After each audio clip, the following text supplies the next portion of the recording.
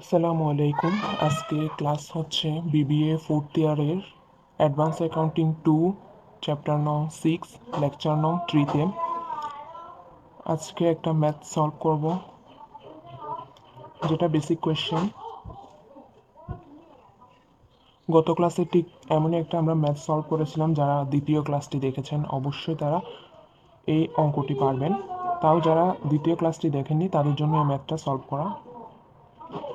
এখানে 5 নম্বর ম্যাথটা দেওয়া আছে। Suppose the direct foreign exchange rate in US dollar আর 1 British pound equal 1.60 US dollar and 1 Canadian dollar equal 0.74 US dollar।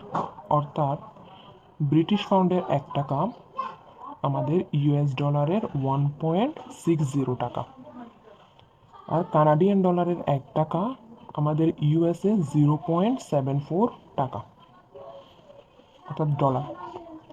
এখন আমাদের রিকোয়ার্ডে কি চাইছে? What are the indirect exchange rate for the British pound and the Canadian dollar?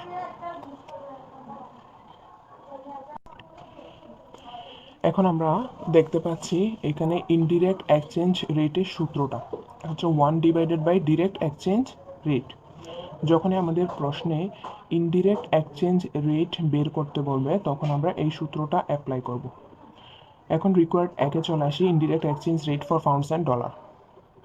এত কিছু না লিখে আমরা লিখতে পারি we know that indirect exchange rate equal 1/direct exchange rate। তারপর ফর ব্রিটিশ পাউন্ড দিয়ে 1 ব্রিটিশ পাউন্ড কত? 1.60, অর্থাৎ 1কে যখন 1.60 দ্বারা ভাগ করব, যেটা এখানে দেওয়া আছে, 1কে যখন 1.60 দ্বারা ভাগ করব আমরা ইনডিরেক্ট এক্সচেঞ্জ রেট পাবো। কোনটার? ব্রিটিশ পাউন্ডসের। ঠিক আছে। এখন 2 নম্বর হচ্ছে কানাডিয়ান ডলারের ইনডিরেক্ট এক্সচেঞ্জ রেটটা। এটাকে 1 কানাডিয়ান ডলারের ইউএস ডলার রেটটা কত? 0.74। 1কে 0.74 দ্বারা ভাগ করলে আমরা 1.3514টা পাবো, যেটাই এই ম্যাথের আনসার। এখন 2 নম্বরে আসি। 2 নম্বরে how many pounds must B A British company pay to purchase goods costing $8,000 from a US company. অর্থাৎ আমরা লেকচার নং 2-তে বলেছিলাম যে ইউএস কোম্পানির, অর্থাৎ যেটার ক্ষেত্রে অ্যামাউন্টটা দেওয়া থাকবে ওটা থেকে আমরা কি বের করবো? এই ইউএসএরটা দেওয়া আছে, ইউএসএর অ্যামাউন্টটা দেওয়া আছে, আমাদের ব্রিটিশ কোম্পানির অ্যামাউন্টটা বের করতে হবে। তো এই ক্ষেত্রে আমরা ইউএস থেকে যাচ্ছি ব্রিটিশ কোম্পানিতে, ইউএস থেকে যাচ্ছি আমরা ব্রিটিশ কোম্পানিতে। তো আমরা বলেছিলাম যে যখন আমরা একের দিকে যাব, অর্থাৎ ইউএস কোম্পানি থেকে ব্রিটিশ পাউন্ড একের দিকে যাচ্ছি, একের দিকে গেলে ভাগ হয়। কি হয়? একের দিকে গেলে ভাগ হয়। আর যদি একের বিপরীতে যায়, অর্থাৎ কানাডিয়ান ডলার থেকে যদি আমরা 0.74 অর্থাৎ ইউএস ডলারের দিকে যেতাম, সেক্ষেত্রে গুণ হতো। এখন আমরা যেহেতু ইউএস ডলার 1.60 থেকে ব্রিটিশ পাউন্ড 1-এর দিকে যাচ্ছি, ভাগ হবে। এই কথাটা মাথায় ভালো করে ঢুকিয়ে নিই, কারণ এই দুইটা কথাই এই ম্যাথের মূল ভিত্তি। অনেকে গুলাই ফেলে যে ডলারকে কি ডিরেক্ট এক্সচেঞ্জ দিয়ে ভাগ করব নাকি গুণ করব। তো যাদের এই কথা দুটো মাথায় থাকবে তারাই মূলত এই অঙ্কটা সলভ করতে পারবে। এখন আসি আমরা ম্যাথে এফসিইউ। আমাদের বের করতে বলছে কি হাউ মেনি পাউন্ডস, অর্থাৎ হচ্ছে পাউন্ড হাউ মেনি পাউন্ড, অর্থাৎ ফরেন কারেন্সি ইউনিট, এটা বের করতে বলছে, যেটা সূত্র হচ্ছে US dollar divided by direct exchange rate.